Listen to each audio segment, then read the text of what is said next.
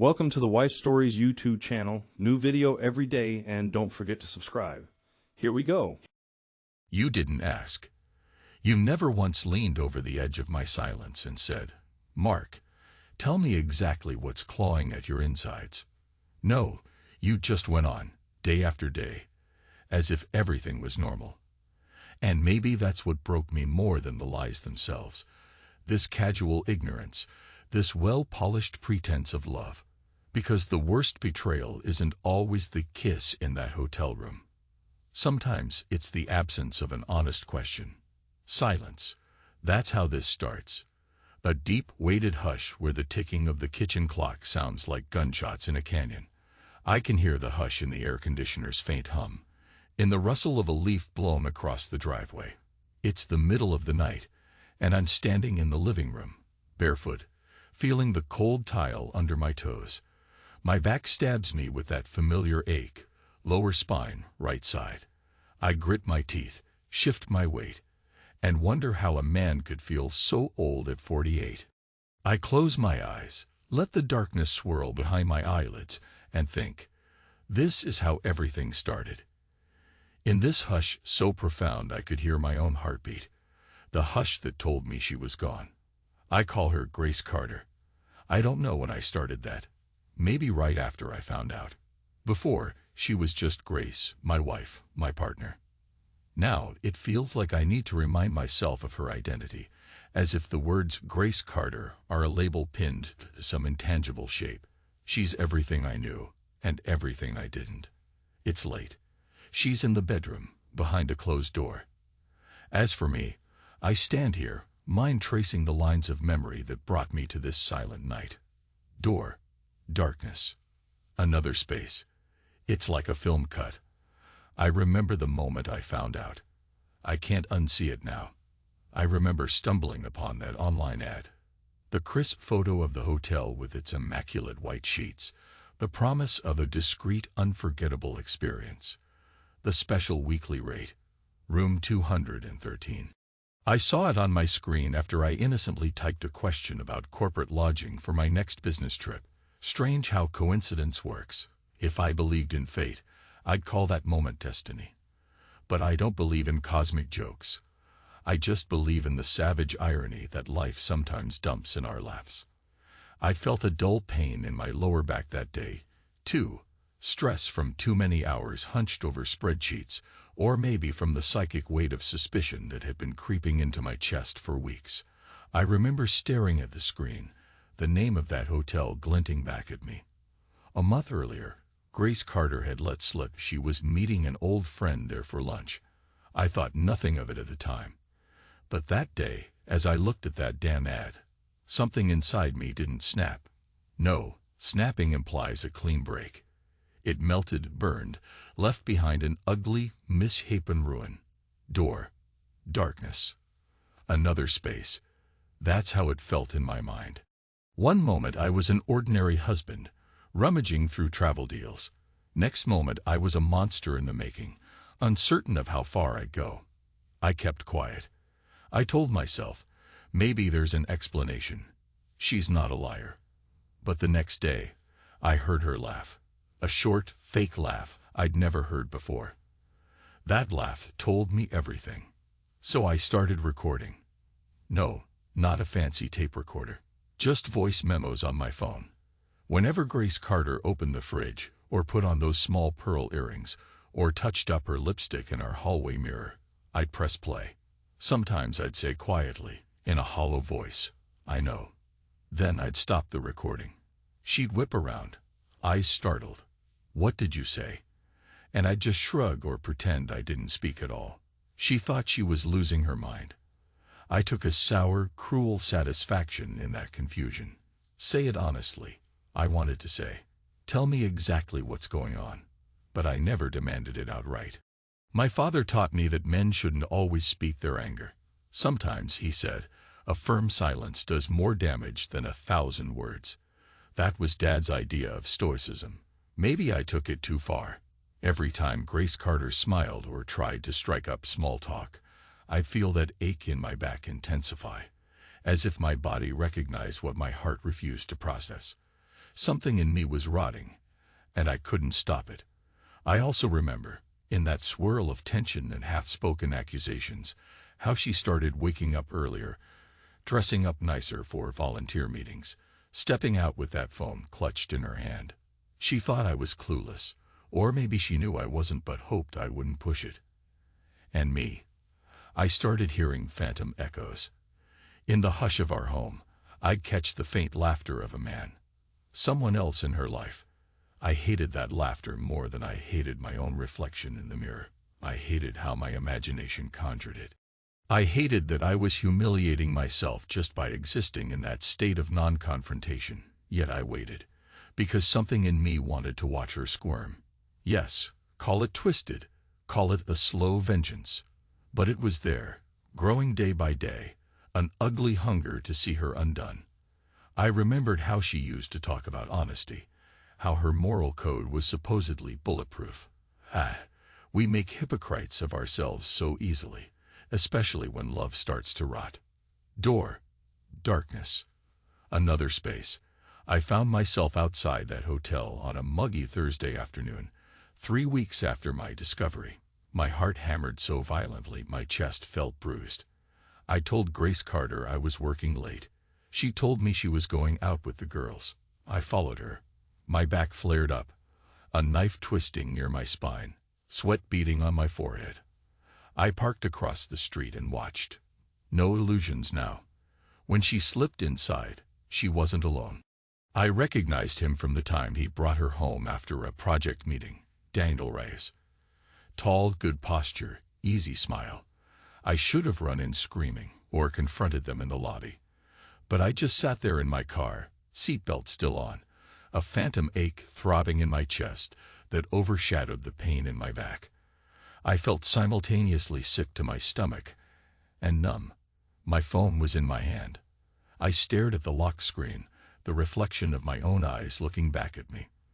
Then I pressed record again, whispered, "I know," and shut it off. 40 minutes later, they emerged. They walked out separately, a minute apart, as if that distance would erase suspicion.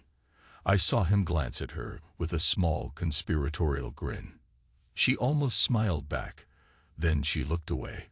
A flicker of guilt, perhaps, or the fear of being observed. They parted ways near their cars. I remember the swirl of raw fury that rose in my throat. I wanted to kill him. I wanted to drag him into the street and slam his head into the pavement. But I just let them leave. My father's voice pounded in my head. A real man never loses control.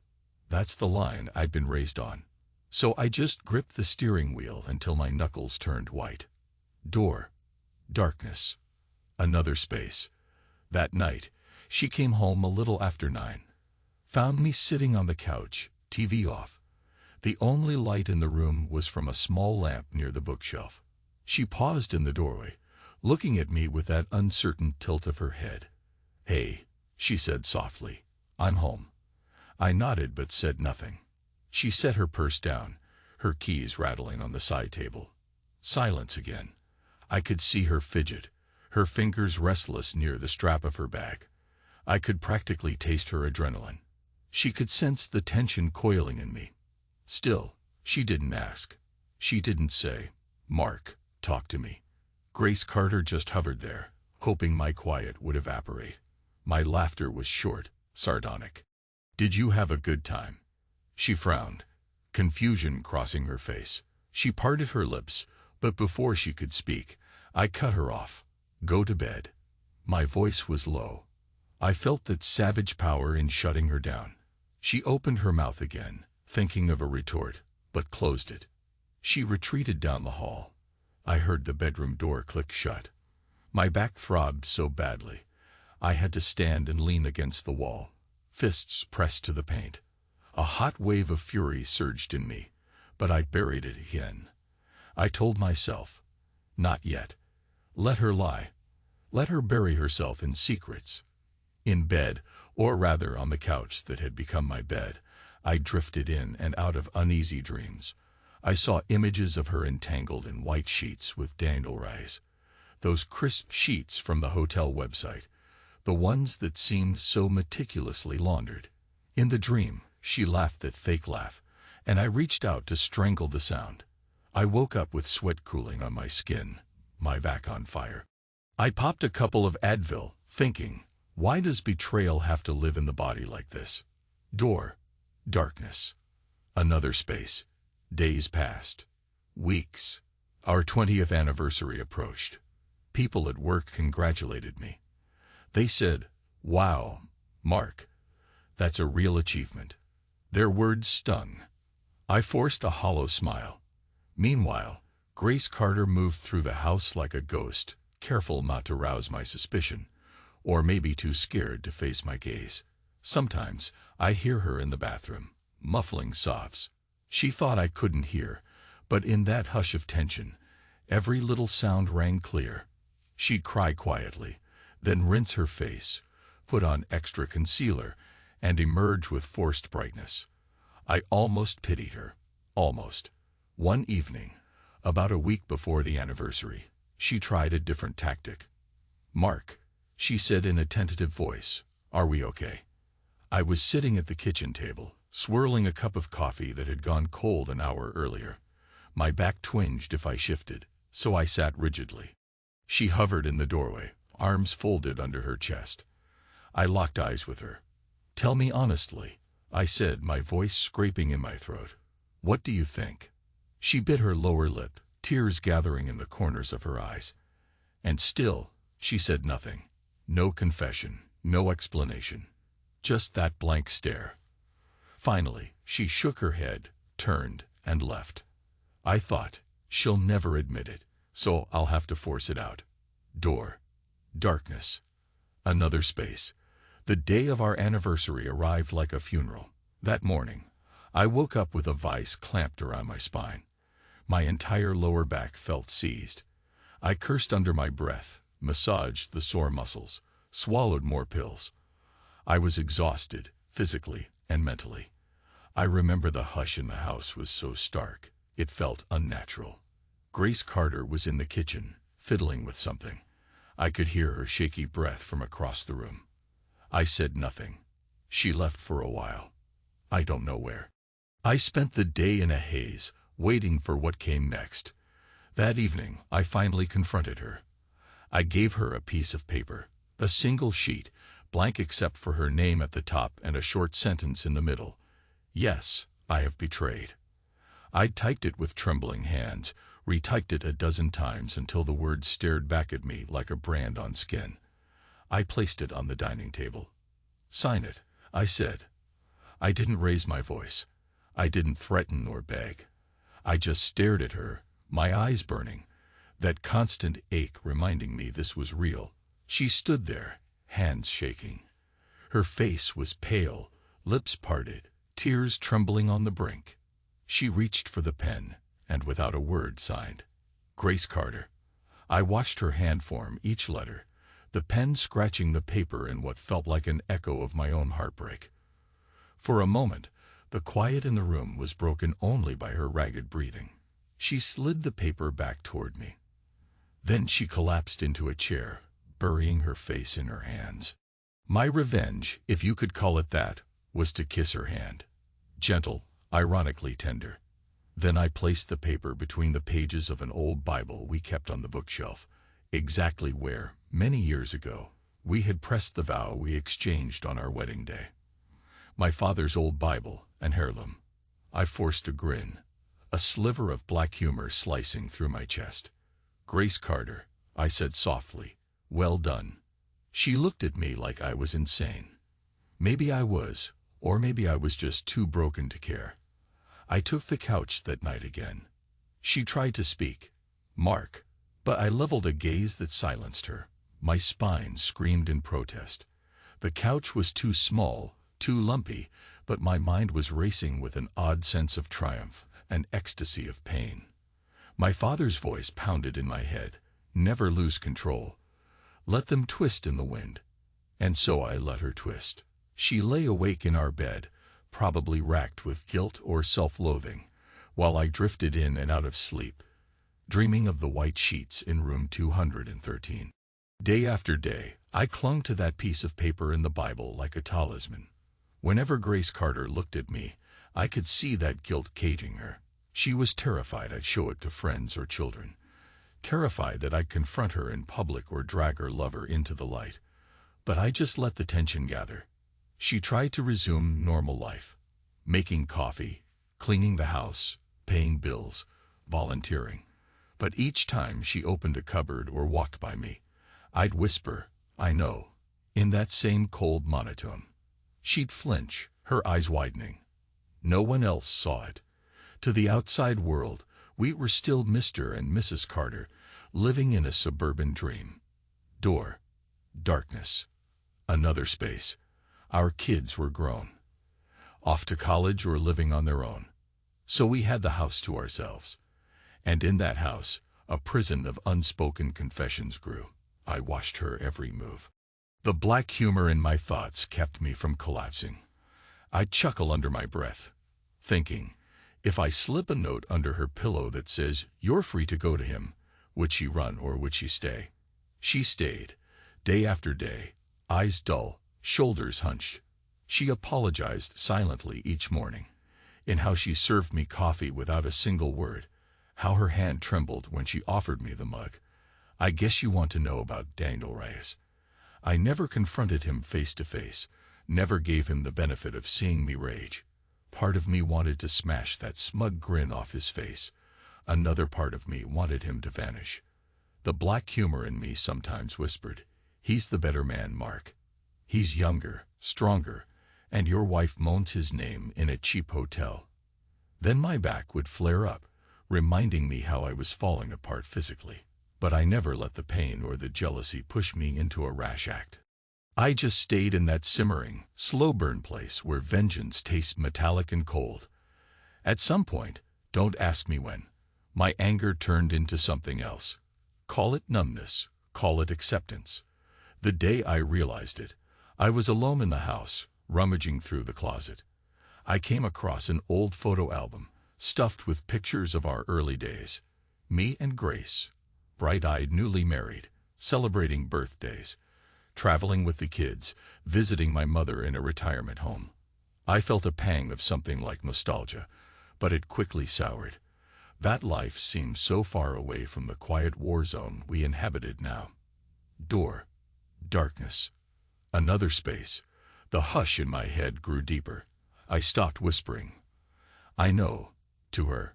I stopped playing the voice memos on my phone. I stopped caring if she texted him. One afternoon, she stepped out, claiming she was meeting a friend for coffee.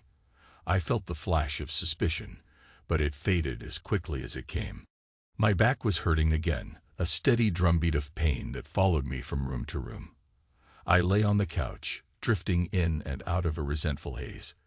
The same question repeated. Why am I still here? We were two strangers in the same house. She'd pass me in the hallway. We'd lock eyes for a second, then keep walking. The piece of paper in the Bible lay hidden, like a secret contract that bound us in mutual misery. At times, I'd catch her eyeing the bookshelf, her face drawn, her gaze flicking to that leather-bound Bible. She'd swallow, gather her courage, and inch away, as if the object itself was cursed. Something in me delighted in that fear. Black humor, indeed. Door. Darkness. Another space. And then, one day, there was just emptiness inside me. I woke up on the couch, my back stiff, my mind oddly clear. The house was silent except for the hum of the fridge. Grace Carter was in the kitchen, quietly organizing plates. I stood, tested my back. It still hurt. I walked toward her. She tensed, bracing for something, some new barb or whispered condemnation. Instead, I just looked at her. My voice came out quieter than I expected. Say it honestly. Would you leave if I asked you to? She swallowed, her eyes shining with tears she refused to let fall. She murmured, "Do you want me to?" I didn't answer. I turned, took the Bible from the shelf, opened it to the spot where her confession was folded. She let out a trembling breath, bracing for some final blow. Maybe she thought I'd tear it up, or read it aloud, or show it to her in savage triumph. Instead, I just stared at it. That single line, "Yes, I have betrayed." I closed my eyes, feeling the hollow ache of betrayal that had replaced my heart. Then I slipped the paper back in place. Something in me lifted, like a door opening in my chest, letting a cold wind rush out. I felt calm for the first time in months. My back still ached, but I was used to it. I placed the Bible on the table gently. She watched, speechless. I could hear her breathing, ragged and unsteady. I closed the cover, and then I felt it. A sort of release.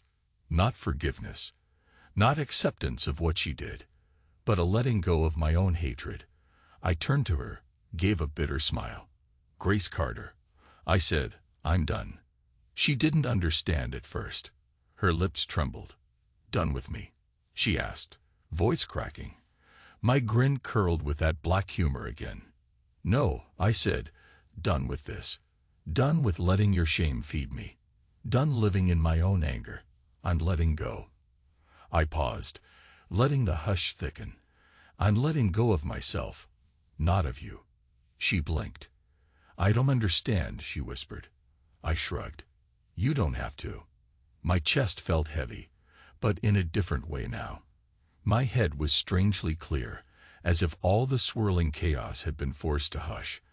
I walked out of the kitchen, not waiting for her reaction. I went upstairs, ignoring the pain in my back, ignoring the tremor in my hands.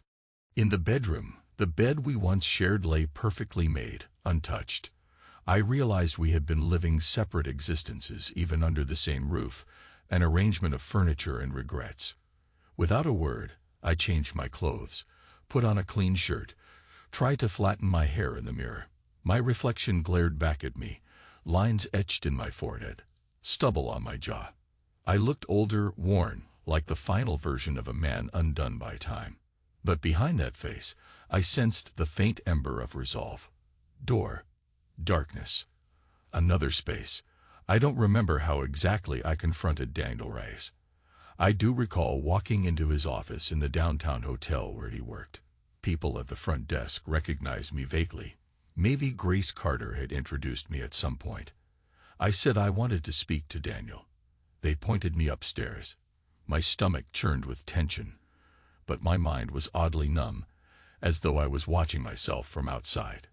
The elevator ride felt eternal. My back twinged at every jolt of the old machinery. Finally, I stepped into the hallway, found his name on a door. He was inside, typing something on his laptop. When he saw me, his face went pale. He recognized me instantly. The pictures Grace had shown him, or maybe a guilty conscience that identifies the man you've been cuckolding. He stood up, tried to form words. "Mark, I raised a hand to silence him. My back felt like it was on fire, so I leaned against the doorframe for support. We stared at each other for what felt like an hour, though it was probably only 10 seconds. Then he said, softly, "I'm sorry." I laughed, a harsh bark of black humor. "I bet you are." Silence. He didn't try to come around the desk. He stayed where he was, hands fidgeting. I studied his face. Tall, younger than me by a few years, full of that slick confidence. But in that moment, he looked scared. Ashamed, maybe. "Say it honestly," I said. "Did you think it would end well? Sneaking around with Grace Carter behind my back?" He swallowed. "I never meant." He trailed off. "I didn't plan on hurting you." A standard cliché, but I saw the sincerity in his eyes. It didn't soothe me, but it registered. I forced a grin, ignoring the searing pain in my spine. "Well, you did. Congratulations." We stared at each other again, no words bridging the chasm. Then, without ceremony, I turned to leave. He took a step forward. "Mark, listen, if there's anything I can." I spun back, glaring. "No, you can't fix this. I just needed to see you in person, to look you in the eye and know. You're just a man. Not some mythical beast who stole her. You're flesh and blood." I paused, my voice dropping. "I won't come after you. I won't threaten your life. That's not who I am. but don't ever come near my house again, or the next conversation we have will be in a hospital." He nodded, defeated. "Okay." I lingered a moment, an odd swirl of pity and rage tangling in my gut. Then I left. Door. Darkness. Another space. I walked out onto the busy Chicago street. The wind felt cold against my face, scraping my skin like 1,000 tiny knives. I let the noise of traffic wash over me. My phone buzzed in my pocket. A text from Grace Carter. "Where are you?" I ignored it. My back ached so badly, I half expected to crumble onto the sidewalk. Instead, I kept walking, weaving through the crowd, letting that hush settle inside me again. For some reason, I couldn't stop a grim chuckle from escaping my lips. "Cold wind, cold heart," I muttered to myself. But cold is still an emotion, right? My black humor was back, swirling in the pit of my stomach. Door. Darkness. Another space. I came home that night, exhausted. Grace Carter stood in the living room, wringing her hands. "Where were you?" she asked, voice trembling. I locked eyes with her. "I went to see him." She froze, tears immediately brimming. "Mark," she whispered, stepping forward. I raised a hand, the same gesture I'd used on Daniel Reyes. She stopped. I exhaled slowly, the pain in my spine pushing me to brace my hand on the nearest wall. Then I dropped it. "I'm not leaving you," I said quietly. "But I'm also not going to pretend everything's fine." She swallowed, tears rolling down her cheeks. "I don't want you to leave." Her voice was raw. I nodded, a bitter smile ghosting across my lips. "I know. You're living in your own prison. That's enough for me." She flinched at the cruelty in my words, but she didn't protest. She just wiped her tears and stared at me, helpless. For a long moment, we stood there in the hush of the house, two statues carved from regret. Door. Darkness. Another space. Days turned into weeks. Autumn arrived, painting the leaves outside in gold and red. Our neighbors put up Halloween decorations. The neighborhood kids scurried around in costumes. For us, the days were a slow burn of tension. Sometimes Grace Carter tried to talk to me about the weather or the bills. I answered in monosyllables. Sometimes she hovered near me when I made coffee, like she was silently begging for a real conversation. I never gave her one. At night, I still slept on the couch, my back punishing me for it.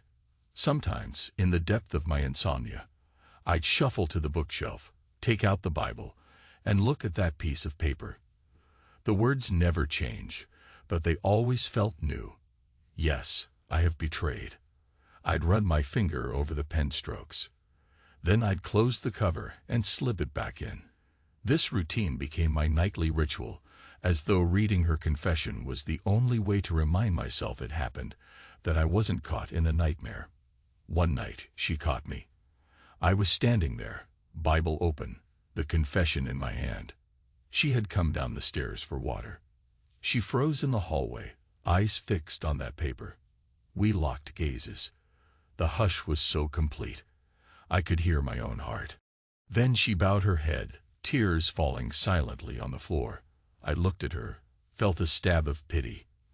My black humor twisted inside me. One day, I thought, this will be funny in some tragic way. I placed the paper back in the Bible. She didn't speak, and neither did I. We just stood there in the half-light, regret bleeding between us like an open wound. Door. Darkness. Another space. Eventually, the anger left me. Only a hollow acceptance remained. I remember sitting on the couch one morning, my back stiff, sipping coffee that tasted like ash. Grace Carter stepped into the living room. She looked drained, thinner than before. I asked, quietly, "Why did you do it?" My voice sounded almost gentle. She inhaled sharply. "I felt lonely," she whispered. I was missing something." Her eyes shone with tears. "I'm sorry." I closed my eyes, swallowed the bitterness on my tongue. "That's honest," I muttered. Finally, I rubbed my lower spine, wincing at the dull throb. And do you still miss it? She shook her head so hard, tears flew from her lashes. No, I regret everything. I studied her face, searching for any sign of a lie. I found none. Maybe she was telling the truth, or maybe she was just too broken to keep lying. Either way, I said nothing. We just let the hush wrap around us again. Over the next few days, I noticed small changes. She started picking up my painkillers from the pharmacy without my asking. She'd bring me ice packs, place them by my side, but never push conversation. At first, I wanted to reject her efforts, to relish the cruelty of letting her watch me suffer. But something in me softened, because, ironically, that was the woman I'd fallen in love with 2 decades ago, the one who noticed small details and tried to help. Even now, after her betrayal, I could see glimpses of that care. It messed with my head. Door. Darkness. Another space. I woke up one night to find her kneeling by the couch, gently massaging my lower back with a warm compress. I jerked awake, startled. She pulled her hands away, eyes brimming with fear. "I'm sorry," she said. I heard you groan in your sleep. I wanted to help." My first instinct was to shove her away. But that warm compress felt so good, easing the muscles. I let her continue, silent, tense, while she pressed the heat against my aching spine. Her tears dripped onto the cushion, but I pretended not to notice. I stared at the dark ceiling, remembering a time when her touch meant comfort, not guilt. She kept whispering, "I'm so sorry," over and over, like a litany. Eventually, I fell back into a restless sleep. Door. Darkness. Another space. Then came the day that changed everything again. Grace Carter's mother fell ill and was hospitalized. She was in another state, so Grace had to fly out and spend a week by her bedside. I drove her to the airport. The ride was tense and silent. We pulled up to the drop-off zone, and she turned to me. "Mark," she said, voice thick with dread, "I know you have no reason to trust me. I'm not meeting him, I promise. I'm going for my mom." She looked ready to cry again. I sighed, ran a hand over my face. "All right," I said quietly. We both knew the significance of her going anywhere unsupervised. But I let her walk away, carrying her small suitcase. She cast me one last glance, as if to gauge whether I believed her. I gave her a nod. She disappeared through the automatic doors. Back home, the hush felt even heavier without her presence. I realized it was the first time in months we'd been physically apart for more than a few hours. I roamed the empty rooms, my back throbbing, as if I were a ghost haunting my own life. I had no appetite. I ended up sitting at the dining room table, staring at the seat where she had signed her confession. The memory of her trembling hand returned, the scratch of pen on paper. I reached for the Bible, took out that damning slip once more. "Yes, I have betrayed." The words glared at me. I whispered to myself, "And I've betrayed myself too, letting this poison fester." Then, in a moment of uncharacteristic impulsiveness, I tore the paper in half. The ripping sound was shockingly loud in the quiet house. My heart pounded. I stared at the torn pieces, exhaling a slow, trembling breath. Something in me loosened, a tension that had weighed me down for so long. I realized I wasn't trembling from anger. I was trembling from relief. Door. Darkness. Another space. In the week Grace Carter was gone, I tried to see if life could hold anything else for me. I called an old friend, grabbed a beer, talked about everything except my marriage. My friend asked, "Mark, you doing okay? You look rough." I shrugged. "Back pain." He nodded sympathetically, but I saw the curiosity in his eyes. I changed the subject. That night, lying alone in our bed for the first time in months, I felt the sheets under me. They were rough, nowhere near the softness of that damned hotel's advertisement. I let out a small chuckle, a spark of that black humor. "This bed is mine," I muttered, "and I'm stuck with it." But for once, the pain in my back lessened enough to let me drift off. Grace Carter returned from her trip, looking exhausted, worried, but oddly resolved. We stood in the foyer, her suitcase by her side. She looked around, as if expecting to see the old tension swirling. Then she turned to me, eyes pleading. "Mom's stable," she said. "She'll need more care, but she'll be okay." I nodded. Silence stretched. Finally, she spoke again. "Daniel Rice texted me. He heard about my mom." My jaw clenched. She watched me, waiting. Then, quietly, I didn't answer him. I studied her face. There was no challenge, no hidden meaning. Just a straightforward statement. "All right," I said softly. She bit her lip. "Mark, please, talk to me." My chest tightened. For months, I'd refused to let her in. Something about seeing her genuinely worried, uncertain, missing her mother's comfort in a fragile time. My defenses cracked a little. "Sit," I said, gesturing to the couch. She blinked in surprise. We sat, not quite close, but not on opposite sides of the room either. For a while, I struggled with words. Then, quietly, I tore up that paper. Her eyes flew wide. "You? What? Why?" She looked almost terrified. I smirked, that black humor creeping back. "Because I got tired of letting your confession define me. I'm not the judge or the jailer. I can't live like that anymore." Tears welled in her eyes, but she didn't let them fall. She reached for my hand, hesitantly. I let her take it. I felt her palm, warm and trembling against my own.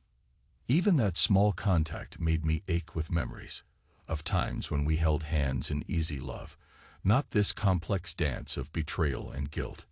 Door. Darkness. Another space. We didn't magically heal that day. Instead, we entered a slow, awkward truce. I let her speak more freely. She let me keep my distance without pressing. The hush in the house softened a bit. I slept in our bed again, gingerly, my back thankful for a proper mattress. She offered to switch sides with me, in case that helped my spine. I refused. My pride was still raw. But at night, I feel her presence next to me, warm, real, and I'd stare at the ceiling, torn between hatred and the faint flicker of old love. Sometimes, in the quiet hours, I'd remember the visions of her with him. The jealousy would surge, my spine tensing until I nearly groaned from pain. She noticed on more than one occasion. "Back pain?" she asked softly.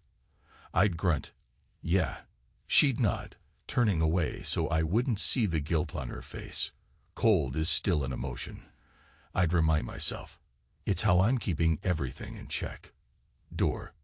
Darkness. Another space.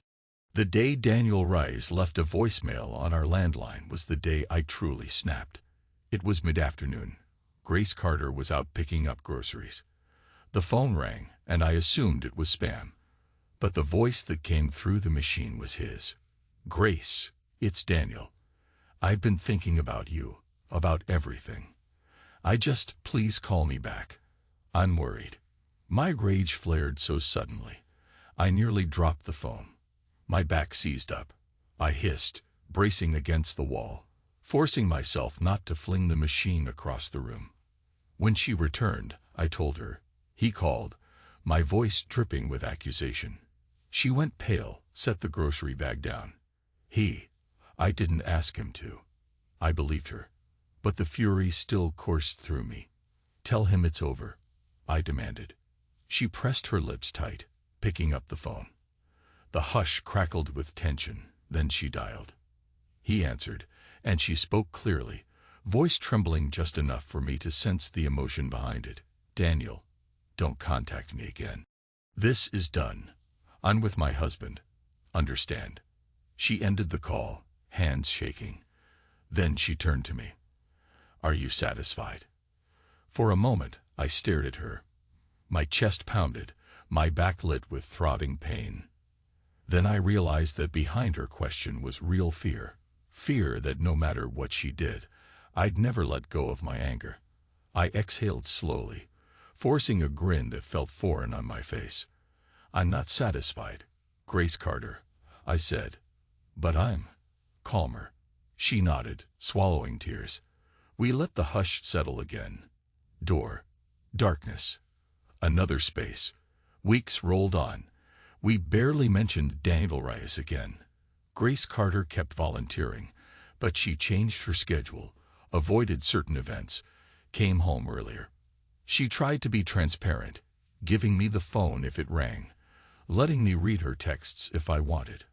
I didn't bother. Something in me had shifted. I was no longer desperate to catch her in another lie. I was too tired for that. My back pain, though persistent, felt like an old companion by now, throbbing along with each day's small challenges. One evening, we sat down for dinner together. The first time in ages. She'd made roast chicken. I remember the aroma drifting through the house. She fixed my plate, set it before me. We ate in silence for a few moments. Then, out of nowhere, I recalled the voice memos on my phone. Those short recordings of me whispering, "I know," which I'd used to torment her. I set my fork down. She looked at me with caution. "What is it?" she asked. I pulled out my phone, clicked to the voice memos. She flinched, her eyes glazed with terror. I could sense the memory of all those times she'd heard my disembodied voice, threatening in its quiet finality. I pressed delete all. A confirmation popped up. I hit yes. The phone beeped, and they were gone. She stared at me. "Why?" she whispered, her voice unsteady. I shrugged, a faint pain twinging in my spine. I can't keep living in that moment. Neither can you. For a heartbeat, neither of us breathed. Then I took another bite of chicken, my appetite suddenly returning. She let out a shuddering breath, tears slipping down her cheeks, but she didn't sob or break down. She just nodded and continued eating, the hush around us no longer suffocating. Door. Darkness. Another space. We began talking, tentatively, about the future. Not a bright, rosy one. We both had too much scar tissue for that. But we acknowledged that neither of us was leaving. Not now, anyway. Our kids were visiting for Thanksgiving. We put on our best faces, trying to exude normalcy. Our daughter asked me if everything was all right, noticing my tension, but I deflected with a joke about old age and backaches. "Getting older isn't for sissies," I said, forcing a grin. She laughed, but gave me a searching look. Grace Carter hovered in the kitchen, an air of guilt trailing her like perfume. But the kids didn't pry. We had turkey, small talk, the usual holiday routine. After they left, the hush returned. But it felt different now. Quieter, but not as threatening. Door. Darkness. Another space. I had a recurring nightmare about the hotel. In it, I saw the number on the door. 213. I stepped inside to find them in bed, tangled in those white sheets. Grace Carter turned to look at me, her face blank, and Daniel Reyes just smirked. Then the walls peeled away, leaving me exposed to a crowd of strangers, all pointing and laughing at me. My back spasmed, and I doubled over in agony. I'd wake up with a muffled yell, drenched in sweat, the pain radiating up my spine. One night, she woke up too, saw me trembling. "Mark," she whispered, reaching for me. I jerked away initially, but then something gave. I let her hold me, her arms around my shoulders. My body shook. I felt tears behind my eyes. "You hurt me so bad," I muttered, voice thick. She only nodded, holding me tighter. Neither of us spoke until dawn. Door. Darkness. Another space. At some point, winter arrived with bitter cold. I remember trudging outside to shovel snow from the driveway, my back flaring with each scoop.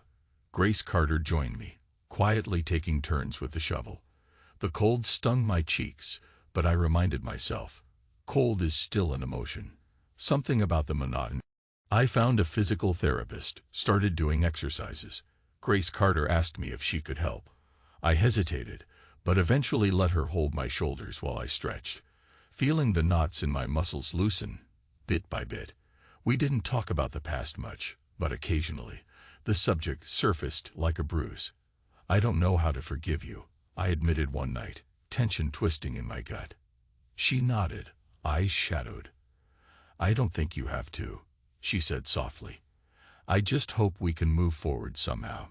Her honesty stung, but it was better than lies. Door. Darkness. Another space. Time passed in slow, incremental steps. I never believed in a perfect resolution. We were too damaged for that. But I noticed we had more normal conversations about groceries, about the neighbor's dog, about the bills. Sometimes we'd even share a small joke, and I'd feel an odd stirring of warmth, quickly replaced by guilt. But it was something.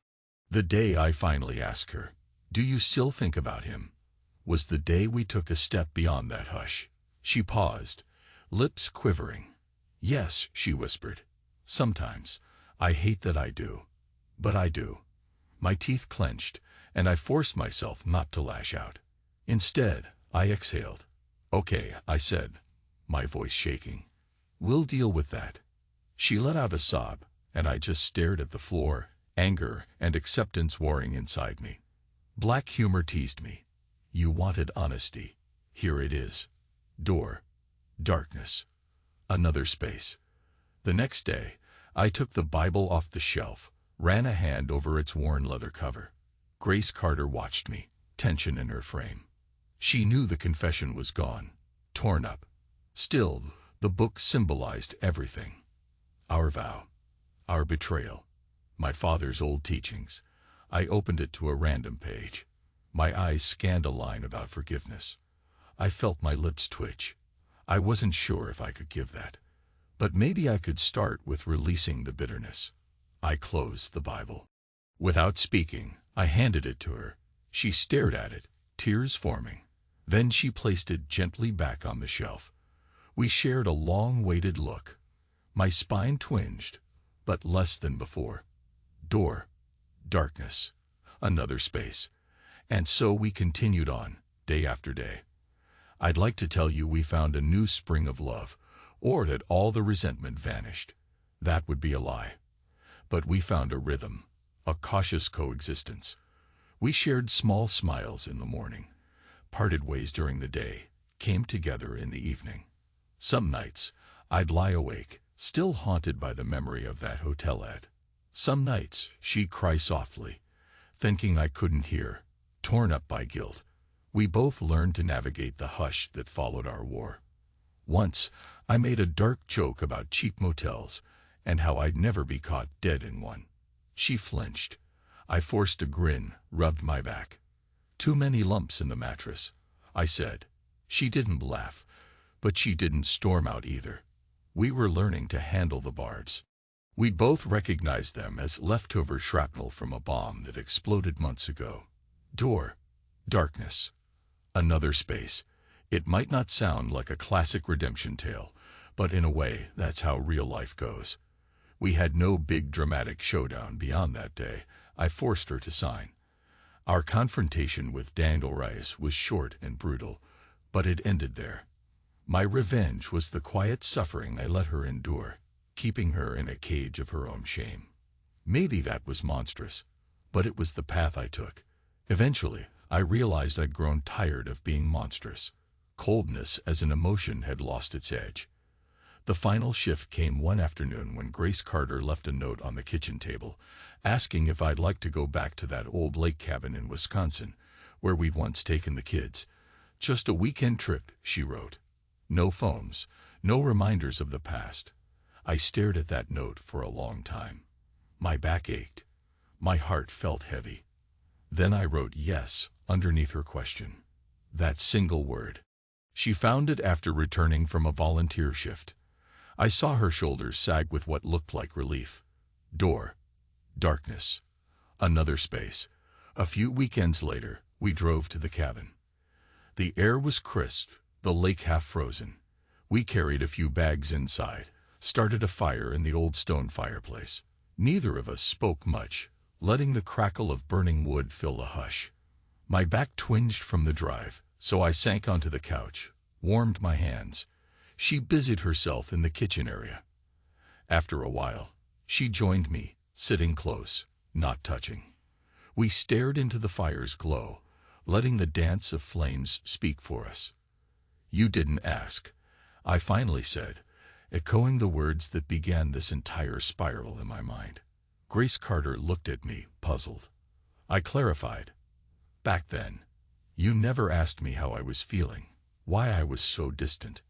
You let me stew. You never even asked if I knew." She bowed her head, tears gathering at the corners of her eyes. "I was scared of the answer," she whispered. Silence reigned again, broken only by the crackle of flames. I reached out, took her hand, a gesture so small yet so monumental. My spine complained at the movement, but I pushed through. She squeezed my hand, tears slipping down her cheeks. Door. Darkness. Another space. And that's where we are now. Watching the fire burn, side by side, aware of the raging storm. We've both survived, battered but still here. I won't pretend everything's fixed. The tension remains. The memory of her infidelity weighs heavily on my chest, and the echo of that hotel's white sheets haunts me. But for the first time, I sense a path beyond pure resentment. Maybe it's acceptance, maybe it's just weariness, or maybe it's the flicker of genuine love, battered and bruised but refusing to die. Sometimes I still think of Daniel Reyes and that damned room 213. I wonder if he's found some new fling, or if he's alone in his fancy condo, regretting what he did. Then I remind myself that focusing on him only feeds the bitterness, so I try to let it slip away. My back pain is a stubborn ghost, but with physical therapy, it's not as crippling as before. In a twisted way, it's become a reminder of how betrayal lodges itself in the body. I carry it with me, but it doesn't define me anymore. Grace Carter asks me now, "Do you want me to heat up your compress?" And sometimes I say yes. Sometimes I let her help. Other times, I wave her off because I still need my space. She accepts that. We're learning a new language together, one that doesn't rely on illusions of perfection or righteous fury. It's an ugly language at times, but it's ours. Maybe that's the best way to end this story. Not with a grand finale, but with a quiet acceptance that we both failed each other, we both carry scars, and we both might find a way to live under the same roof despite it all. The hush remains, but now it's a hush we share rather than a weapon we wield. You might think this is anticlimactic, that after all the tension and pain, you'd want a moment of absolute closure. But closure isn't always a dramatic statement. Sometimes it's a slow exhale, a soft letting go. And that's how I choose to live now. Breathing in, breathing out, letting the cold settle around me without turning me to stone. Because cold is still an emotion, and if I accept that, maybe the warmth of something better can grow in time. So here we are in this cabin, the fire dying down, our hands loosely clasped. Outside, the wind howls over the frozen lake. Inside, my back throbs, reminding me of how much we've endured. And in that hush, a single thought echoes. I might never forget, but I can live with the memory. That's my truth now. That's how I survive. And if Grace Carter has to carry the weight of her guilt forever, well, that's her story. Mine is about learning that I can let go of revenge without letting go of my dignity. I rest my head against the back of the couch and close my eyes, feeling her presence beside me. Another hush fills the room. This time, it doesn't feel like a prison. It feels like a possibility. My body aches. My heart aches. But I'm alive, and so is she. Maybe that's enough for now.